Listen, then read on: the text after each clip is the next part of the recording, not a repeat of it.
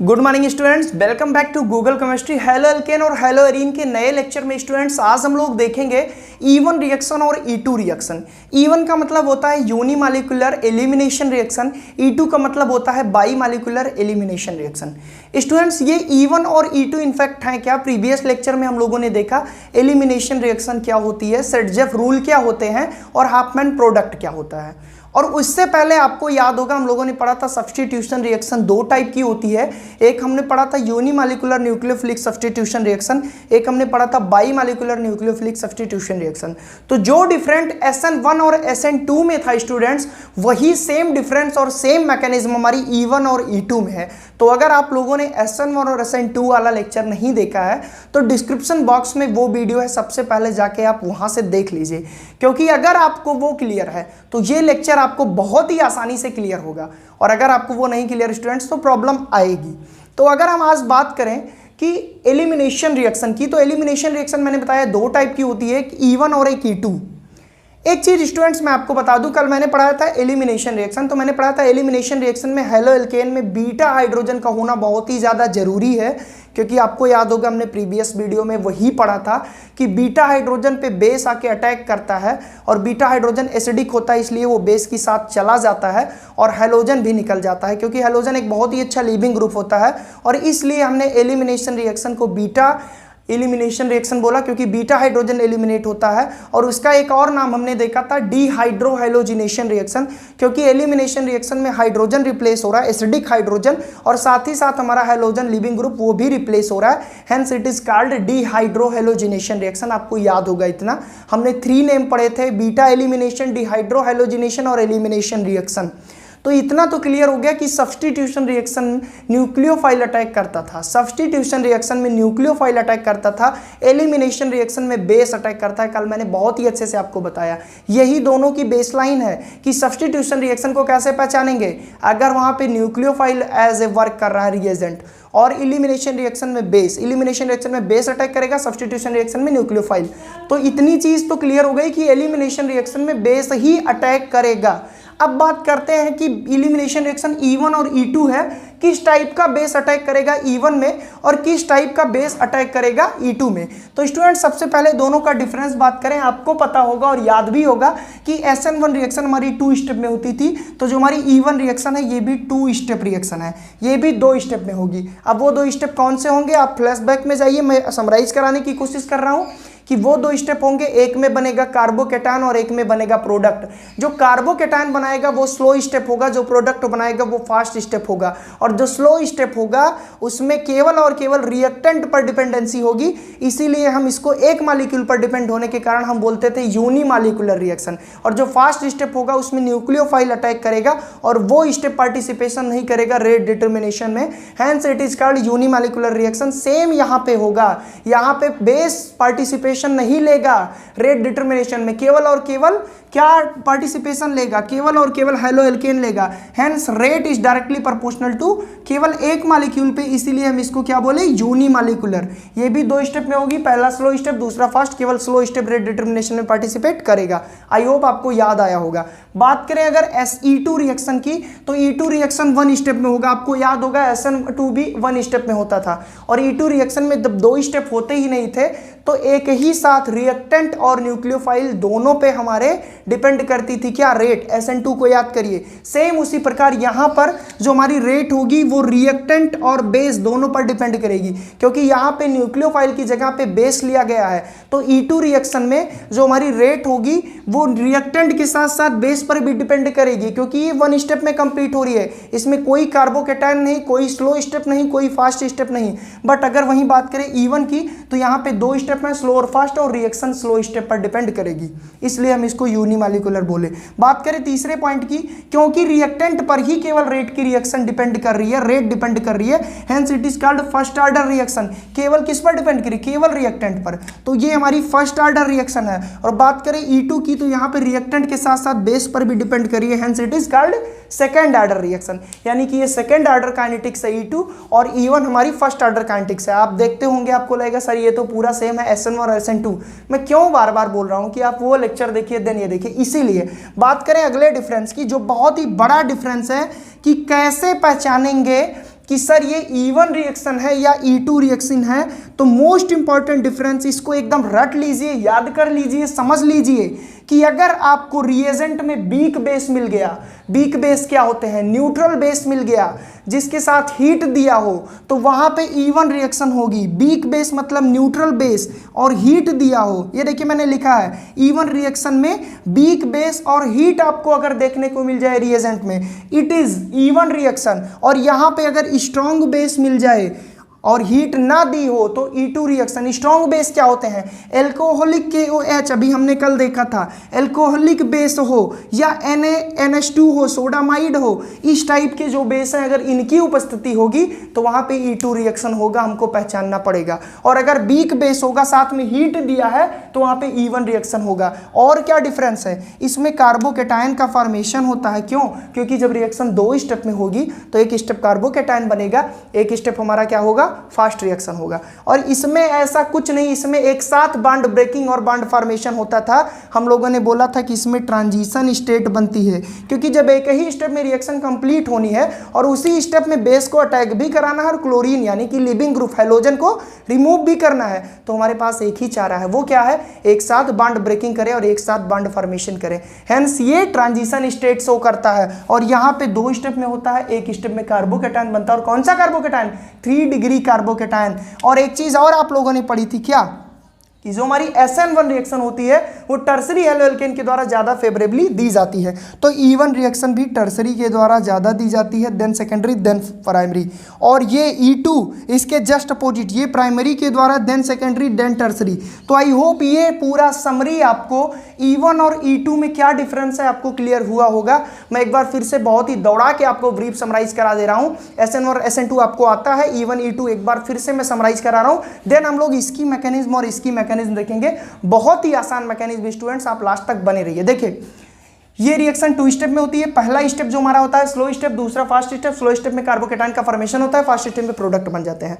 Fast step participate नहीं करता rate determination में, स्लो स्टेप पार्टिसिपेशन देता है रेट डिटर्मिनेशन में, केवल और केवल स्लो स्टेप देता है, इसलिए यूनिमॉलिक्यूलर रिएक्शन है। और यूनिमॉलिक्यूलर रिएक्शन मतलब फर्स्ट ऑर्डर रिएक्शन, इसलिए ये फर्स्ट ऑर्डर रिएक्शन। इसकी रेट केवल और केवल रिएक्टेंट पर डिपेंड करती है।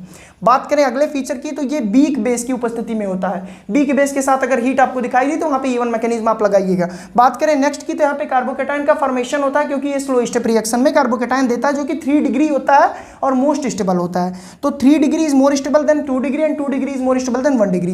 ये हो गया इसकी समरी। बात करें अगर E2 के लिए, तो ये 1 स्टेप रिएक्शन है, यहाँ पे कोई कार्बोकेटायन नहीं बनता, यहाँ पे कोई स्लो और फास्ट स्टेप नहीं है, यहाँ पे यहाँ पे रिएक्टेंट के साथ साथ बेस भी पार्टिसिपेट करता है रेट डिटर्मिनेशन में।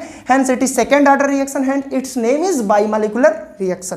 बात करें और ये स्ट्रॉन्ग बेस की उपस्थिति में, स्ट्रॉन्ग बेस क्या होते हैं, जो एल्कोहलिक KOH, एल्कोहलिक बेस या सोडामाइड की उपस्थिति हो तो आपको E2 रिएक्शन लगानी है। बात करें अगले की, यहाँ पे ट्रांजिशन स्टेट होता है, क्योंकि एक साथ बॉन्ड ब्रेकिंग और बॉन्ड फॉर्मेशन हमको दिखाना है और 1 डिग्री के द्वारा ये सबसे ज्यादा फेवरेबली दिया जाता है। आई होप आपको ये क्लियर हुआ होगा। जल्दी से लीजिए इसका स्क्रीनशॉट, देन हम आपको E1 की मैकेनिज्म और E2 की मैकेनिज्म बहुत ही आसानी से क्लियर करते हैं।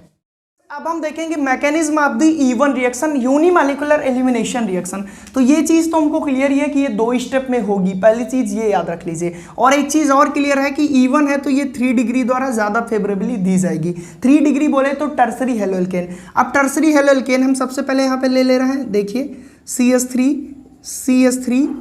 CH3 और यहाँ पे ले लिए हम हेलोजन, कोई भी, यहाँ पे हम क्लोरीन ले लिए। और जब E1 रिएक्शन है तो ये किसकी उपस्थिति में होगी, आपको मैंने अभी अभी बताया, ये कोई वीक बेस की उपस्थिति में होगी। किसके, वीक बेस की उपस्थिति में जिसके साथ हीट होगा। इतनी चीज़ें आपको याद होंगी। अब देखिए यहाँ पे होगा क्या स्टूडेंट्स, ये वीक बेस हम न्यूट्रल C2H5OH भी ले सकते हैं, ये वीक बेस हम नॉर्मली KOH भी ले सकते हैं। क्लियर। अब देखिए इसकी उपस्थिति में रिएक्शन होगी, यहाँ पे हमको बनाना है प्रोडक्ट। अब आपको इतनी चीज़ें पहले से ही क्लियर है कि ये 2 स्टेप रिएक्शन है, यानी कि एक स्टेप में हमारा बनेगा क्या, कार्बोकेटायन, और दूसरे स्टेप में हमारा प्रोडक्ट बनेगा। इतनी चीज़ें आपको याद होनी चाहिए। अब देखिए हम क्या करते हैं, ये जो क्लोरीन है इसको ध्यान से देखिए तो आपको क्लियर होगा कि ये लीविंग ग्रुप है। मैंने आपको पढ़ाया भी था कि ये एक लीविंग ग्रुप होता है, बहुत ही अच्छा लीविंग ग्रुप होता है। तो आप देखिए कैसे क्या निकलेगा। ये जो क्लोरीन है सबसे पहले स्टेप में ये अपनी पोजीशन छोड़ के निकल जाएगा। अब हम आपको स्टेप दिखाना है तो कहाँ दिखाएंगे, यहाँ पे दिखाएंगे, क्योंकि यहाँ हम डायरेक्ट प्रोडक्ट बनाएंगे, ठीक है। यानी पहले स्टेप जो होगा वो हमारा स्लो स्टेप होगा। मैंने आपको ये भी बताया कि 2 स्टेप में रिएक्शन होगी, पहला स्लो होगा दूसरा फास्ट। जब स्लो स्टेप में होगा तो ये क्लोरीन अपनी पोजीशन छोड़ देगा, तो हमारे पास बचेगा क्या, जब क्लोरीन निकल जाएगा तो यहाँ पे एक पॉजिटिव चार्ज लगेगा और ये बनेगा 3 डिग्री कार्बोकेटायन। 3 डिग्री कार्बोकेटायन, यहाँ पे पॉजिटिव चार्ज बचा और ये हमारा CH3, ये हमारा CH3 और ये हमारा CH3, ये हमारा क्या बना 3 डिग्री कार्बोकेटायन, और ये हमारा क्या है इंटरमीडिएट है। ये 1 स्टेप क्लियर हो गई। और याद रखिए स्टूडेंट्स, ये स्लो स्टेप ही रेट डिटरमाइनिंग स्टेप है। यही स्टेप हमारा क्या करेगा, रेट डिटर्मिनेशन करेगा। और इस स्टेप में आप देख लीजिए कहीं से भी बेस का यूज नहीं हुआ है। इस स्टेप में केवल और केवल ये हेलो एल्केन का यूज हुआ है। हेंस इस रिएक्शन को यूनिमॉलिक्यूलर कहते हैं, क्योंकि बेस इसमें कहीं भी वो इन्वॉल्व नहीं हो रहा है। अब बात करें आगे क्या होगा, ये हमारा बन गया 3 डिग्री कार्बोकेटायन, और यहां से हम उपस्थिति ले, अब हम किसका यूज करेंगे, इस बेस का। बेस हमारा क्या है C2H5OH और हमारा हीट है। अब ये जो C2H5OH है ये बीटा हाइड्रोजन पर अटैक करेगा। अब आपको इतना क्लियर होगा कि बीटा हाइड्रोजन क्या होते हैं स्टूडेंट्स। देखिए हम इसी को यहाँ पे थोड़ा सा ओपन फॉर्म में लिख रहे हैं, देन आपको बहुत ही अच्छे से क्लियर होगा।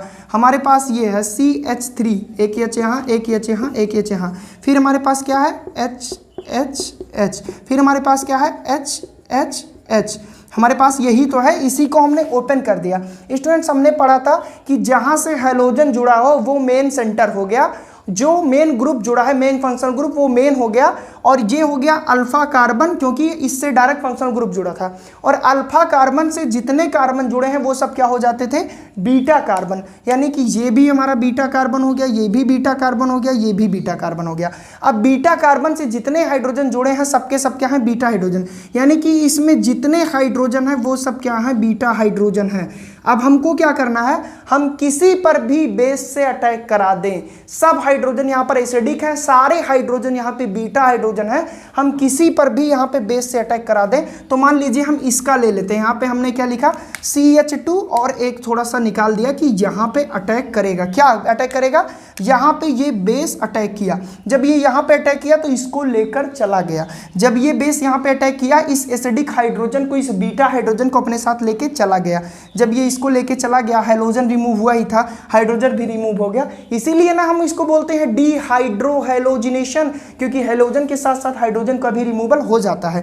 ये इसको लेकर चला गया। अब जब ये इसको लेकर चला गया तो ध्यान से देखिए यहाँ पर एक पॉजिटिव चार्ज बिल्डअप हो जाएगा और यहाँ पे भी पॉजिटिव चार्ज है। इन दोनों के बीच में एक बॉन्ड बनेगा ना, बॉन्ड बनेगा, और बॉन्ड बनते ही हमारा बन जाएगा क्या, एल्कीन। और एलिमिनेशन रिएक्शन में हमने यही तो पढ़ा स्टूडेंट्स कि हाइड्रोजन रिप्लेस हो, हैलोजन रिप्लेस हो और हमारा बने क्या, एल्कीन। तो अब देखिए एल्कीन कैसे बनेगा। सबसे पहले याद रखिए कि यहाँ के बीच में डबल बॉन्ड लगाना है, तो हम क्या करेंगे, सबसे पहले हम मेन कार्बन लिखेंगे जहाँ से फंक्शनल ग्रुप जुड़ा था। अब इसके बीच में हमने डबल बॉन्ड लगा दिया CH2, और यहाँ पे हमारा देखिए यहाँ पे डबल बॉन्ड आ गया, यहाँ पे हमारा एक CH3 ऊपर जुड़ गया, एक CH3 बगल, ये हमारा हो गया प्रोडक्ट, और ये एल्कीन है। इसी को अगर हम रीअरेंज करके लिखें तो हम ऐसे लिख सकते हैं, देखिए CH3 डबल बॉन्ड CH2, ये हमारा हो गया प्रोडक्ट।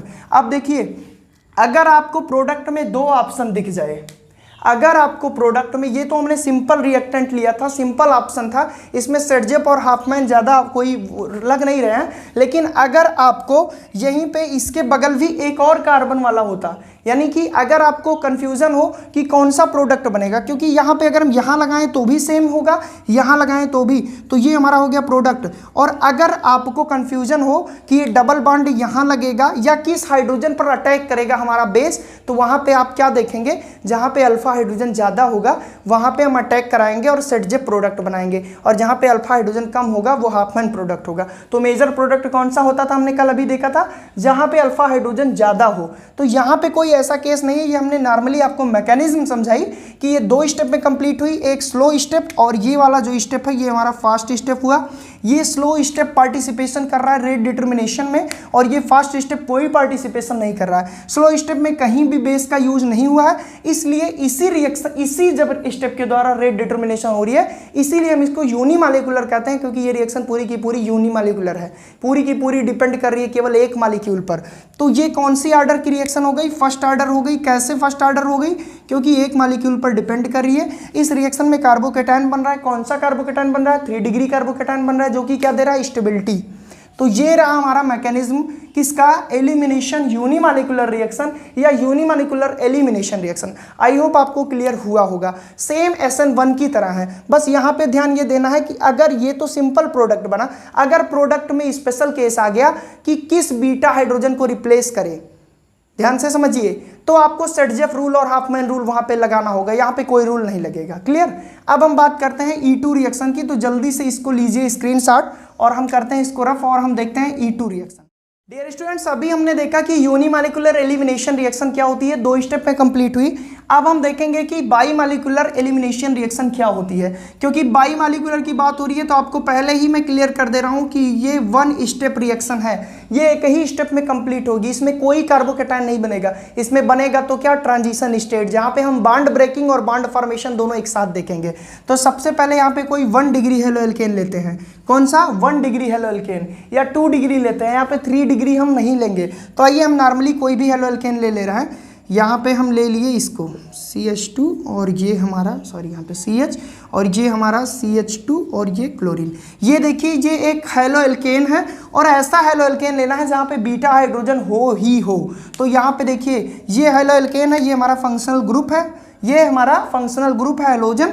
इससे जो है ये हमारा अल्फा कार्बन हो गया और अल्फा कार्बन से जो जुड़ा है ये बीटा कार्बन हो गया और बीटा कार्बन से जो हाइड्रोजन जुड़ा है वो बीटा हाइड्रोजन हो गया, यानी कि ये बीटा हाइड्रोजन हो गया। तो इतनी चीज़ तो हमको लेना मस्ट था। अब दूसरी चीज़, अभी हमने जब डिफरेंस देखा तो हमने देखा कि E2 रिएक्शन में हमारी स्ट्रॉन्ग बेस हम लेते हैं और कोई भी हीट नहीं देते। स्ट्रॉन्ग बेस बोले तो एल्कोहलिक KOH। अब एल्कोहलिक KOH स्ट्रॉन्ग बेस कैसे है? क्योंकि अल्कोहल की उपस्थिति में KOH भारी हो जाता है, बल्कि हो जाता है। इंसान भी शराब पीता है तो इसका सर भारी हो जाता है। जब शराब पीने से इंसान निकल जाता है तो दारू पीने से यहाँ पे क्यों ना हैलोजन और हाइड्रोजन निकल जाए, इसीलिए यहाँ पे हाइड्रोजन और हैलोजन रिप्लेस हो रहा है और इसीलिए हम इसको बोलते हैं एलिमिनेशन। इंसान एलिमिनेट हो जाता है अल्कोहल की उपस्थिति में। ये तो खैर एक नॉर्मल सा रिएक्टेंट है केमिस्ट्री का। तो यहाँ पे क्या रिप्लेस हो रहा है? यहाँ पे हाइड्रोजन रिप्लेस हो रहा है और हैलोजन रिप्लेस हो रहा है। तो भाई ये देखते हैं, ये 1 स्टेप में रिएक्शन होगी स्ट्रॉन्ग बेस की उपस्थिति में। अब देखिए ये हमारा है लिविंग ग्रुप, यानी इसको तो निकलना ही है, हमको सारी चीज़ें पहले ही क्लियर है। लिविंग ग्रुप तो निकलना ही है, साथ ही साथ ये जो बेस है ये एक ही स्टेप में अटैक करेगा इसके पास, बीटा हाइड्रोजन के पास, और ये बोलेगा आ जाओ मेरे पास, क्योंकि एसिडिक हाइड्रोजन है, ये उसके पास चला भी जाएगा। यानी कि ये बॉन्ड पहले ही स्टेप में टूटेगा और ये बॉन्ड पहले ही स्टेप में यहाँ भी टूटेगा, यानी कि और यहाँ पे जो डबल बॉन्ड है, पाई बॉन्ड जो बनेगा वो इसी स्टेप में फॉर्मेशन भी होगा।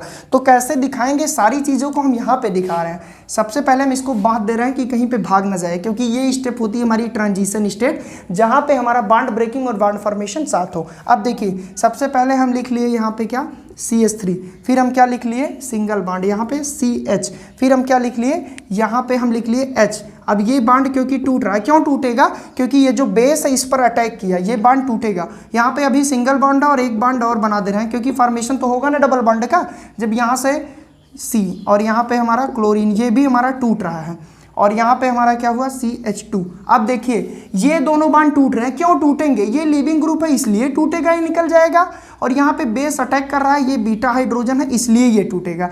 ये दोनों बॉन्ड जब टूटेंगे तो यहाँ पे कार्बन के पास 3 वैलेंसी हो जाएगी, यहाँ पे भी। तो यहाँ पे सीधी सी बात है कि एक बॉन्ड का फॉर्मेशन होगा और ये जो बॉन्ड बनेगा यही तो बनाएगा ना एल्कीन। तो जो हमारा प्रोडक्ट होगा इस ट्रांजिशन स्टेट के बाद वो क्या होगा, CH3 CH double bond CH2, और ये हमारा बन गया प्रोडक्ट। स्टूडेंट्स एक बात बताइए, इसमें कहीं भी आपको 2 स्टेप दिख रहा है? नहीं ना, पूरी की पूरी रिएक्शन कितने में हुई, 1 स्टेप में। बस इसमें क्या आया, ट्रांजिशन स्टेट, कहीं भी कार्बोकेटायन बना नहीं, क्योंकि इस रिएक्शन में एक ही स्टेप में कंप्लीशन हो रही है। इसलिए इस रिएक्शन में बेस के साथ साथ रिएक्टेंट रेट डिटरमाइन करेगा, रिएक्टेंट के साथ साथ बेस रेट डिटरमाइन करेगा। इसीलिए हम इसको क्या बोलते हैं, सेकेंड ऑर्डर रिएक्शन, और क्या बोलते हैं, बाई मॉलिक्यूलर रिएक्शन, क्योंकि इस रिएक्शन की रेट रिएक्टेंट के साथ साथ इस बेस पर भी डिपेंड कर रही है। क्यों?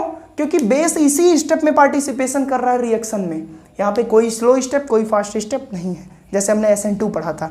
यहाँ पे केवल और केवल क्या है, ट्रांजिशन स्टेट। फिर से एक बार मैं रिपीट कर रहा हूँ, यहाँ पे लिविंग ग्रुप है, ये तो निकलेगा ही निकलेगा। ये QH एसिडिक हाइड्रोजन पर अटैक किया, जैसे ये इस पर अटैक किया, बना क्या, ये H2O बना के निकाल ले गया, कुछ भी बनाया बस इसको ये निकाल ले गया। जब ये निकला यहाँ पे एक पॉजिटिव चार्ज, यहाँ पे तो डबल बॉन्ड बनना स्वाभाविक है, और डबल बॉन्ड बन गया, और बन गया क्या हमारा, एल्कीन। अब अगर एल्कीन बनाने में कंफ्यूजन होती कि सर ये डबल बॉन्ड यहीं रहेगा या कहीं और रहेगा, ये किस बीटा हाइड्रोजन पर अटैक करेगा, क्योंकि यहाँ पे एक ही बीटा हाइड्रोजन है, यही एक बीटा कार्बन ही है, तो इसी पर अटैक करेगा। अगर यहाँ पे इधर भी होता तब कंफ्यूजन बढ़ता कि सर कहाँ अटैक करेगा, तो वहाँ पे आप क्या लगाते, सेट जेफ रूल और हाफमैन प्रोडक्ट। दो प्रोडक्ट बनाते, जो 80% बनता वो सेट जेफ से बनता, जो 20% बनता वो हाफमैन।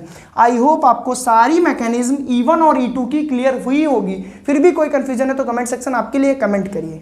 आई होप आपको पूरा का पूरा क्लियर हुआ होगा। एलिमिनेशन रिएक्शन क्या है, उसके दो टाइप क्या हैं। वीडियो अगर अच्छा लगा हो, पूरी तरह से समझ में आया हो, तो कमेंट सेक्शन में कमेंट करके हमको जरूर बताएं, क्योंकि आपके एक कमेंट से हमको मोटिवेशन मिलती है। वीडियो को लाइक करिए, चैनल पे नए हैं तो चैनल को सब्सक्राइब करिए, और स्टूडेंट्स तक इसको शेयर करिए, जिससे ज़्यादा स्टूडेंट्स की हेल्प हो जाए। आज के लिए बस इतना students, thank you so much.